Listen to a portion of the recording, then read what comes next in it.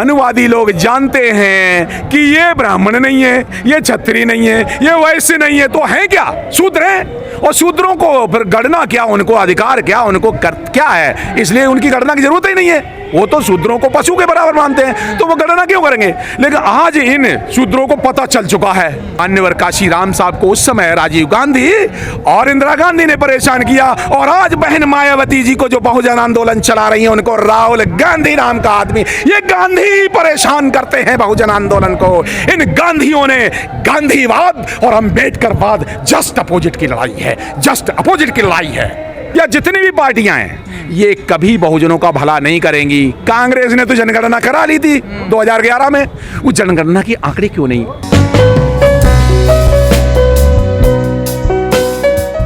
बाबा साहब का मिशन, तथागत बुद्ध का मिशन, फूले का मिशन और मान्यवर काशीराम साहब का मिशन ना तो रुका है और ना कभी रुकने वाला है। ये संदेश भी मान्यवर काशीराम साहब का ही है कि चाहे राजनीति चले या ना चले, लेकिन सामाजिक आंदोलन की गति नहीं रुकनी चाहिए। लोगों को भ्रम हो जाता है जब यूपी में सीटें नहीं आती, तो भ्रम हो जाता है कि बहुजन आंदोलन कमजोर हो गया है। लेकिन उन लोगों को ये पता नहीं होता, जो बीएसपी का विरोध करते हैं, उन लोगों को ये जानकारी नहीं होती कि देश में 2,23,00,000 लोगों ने तब भी वोट डाले थे। तो 2,23,00,000 लोग अगर बहुजन आंदोलन को चला रहे हैं, तो किधर से गति धीमी है? राजनीति में परिणाम ये होते रहते हैं ना। कभी 2 सीटें थी बीजेपी की, आज वो सत्ता में है। फिर कभी कांग्रेस सत्ता में हुआ करती थी, आज वो सत्ता से बाहर है। तो राजनीति के परिणाम को आप आंदोलन से आरोप ये लगता है बीएसपी ने सरेंडर कर दिया है। देखिए आरोप तो मान्यवर काशीराम साहब पे लगते थे।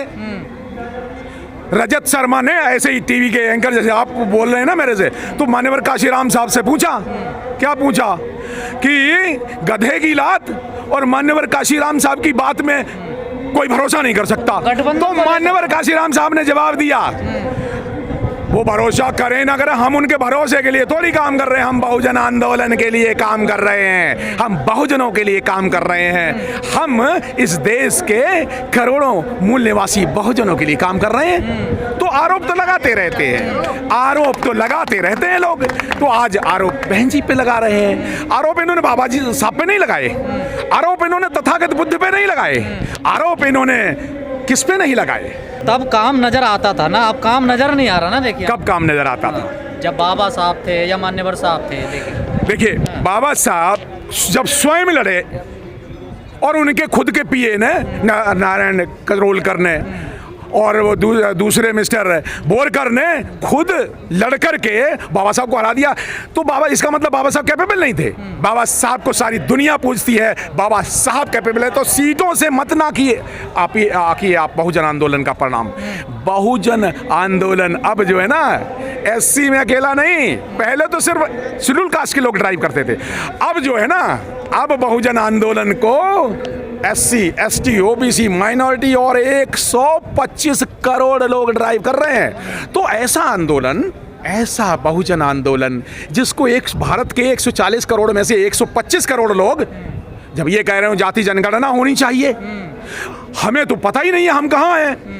जब वो 125 करोड़ लोग अधिकार मांग रहे हो, तो आपको नहीं लगता कि बाबा साहब का आंदोलन चल रहा है, आगे बढ़ रहा है ना? घबराए हुए ना सभी लोग। जब वोट की राजनीति है ये सब नहीं।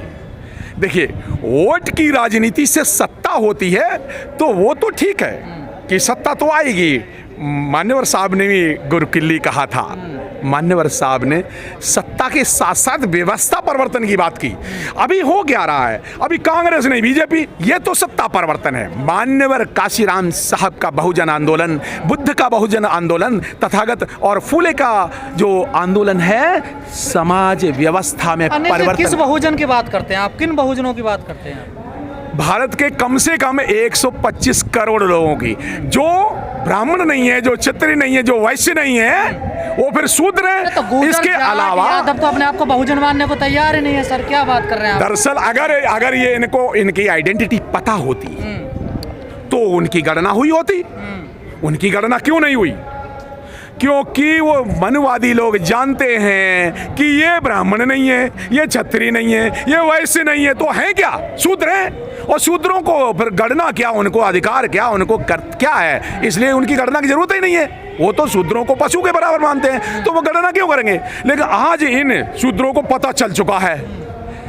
ये देखिए, मनवादी सरकार है, चाहे वो कांग्रेस की सरकार हो, बीजेपी की सरकार हो, या जितनी भी पार्टियां हैं, ये कभी बहुजनों का भला नहीं करेंगी। कांग्रेस ने तो जनगणना करा ली थी 2011 में, वो जनगणना की आंकड़े क्यों नहीं आप कह रहे हैं ना, वो अब हमें 2024 में प्रधानमंत्री बनाइए। अब राहुल गांधी जी कह रहे हैं कि जाति जनगणना होनी चाहिए। ये बताओ, जब मनमोहन सरकार ने जब जाति जनगणना कर ली थी तो डाटा पब्लिश क्यों नहीं किए? दरअसल बात यह है कि बाबा साहब अम्बेडकर को गांधी नाम के व्यक्ति ने परेशान किया। मान्यवर काशीराम साहब को दूसरे गांधी, इंदिरा गांधी और राजीव गांधी ने परेशान किया।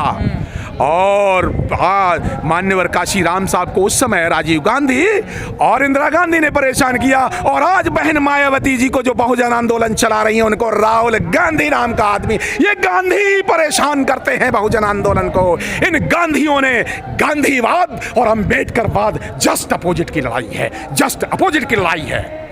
उनकी बातें आगे जाती हैं, उन्हीं को अगले दिन का अखबार छापते हैं। आपके जैसे जो यूट्यूबर्स हैं, उन्हीं ट्वीट से खबरें लेकर के आप लोग भी अपनी न्यूज़ बनाते हो। तो ट्विटर एक खबर पोस्ट करने का एक जरिया है, जनता से संवाद का एक जरिया है, अपनी बात कहने का एक तरीका है। बीएसपी पे आरोप लगते हैं कि भैया और भतीजे को ले आइए बहन जी। देखिए, आरोप तो आप और तमाम अपने घर को छोड़ देती हैं और पूरे समाज को अपना घर में बना लेती हैं। जो गांव-गांव घूमती हैं, जंगलों में जाती हैं और लोगों को जगाने और तैयार करने का काम करती हैं। शादी नहीं करती हैं, अपने घर परिवार से पूरी तरीके से नाता तोड़ लेती हैं। उन पर आप ये आरोप लगाओगे भैया भतीजावाद का? कौन से भाई को उन्होंने रास्ते पर भेजा?